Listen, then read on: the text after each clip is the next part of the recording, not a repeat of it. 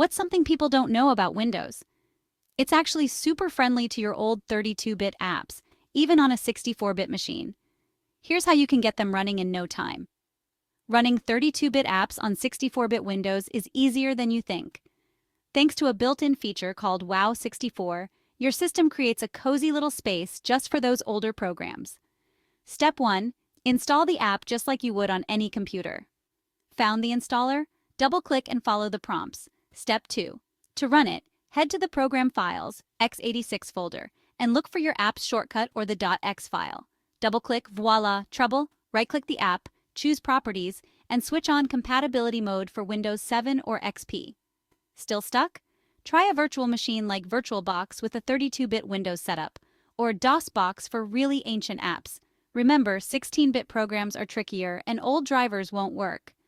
But for most software, you're good to go.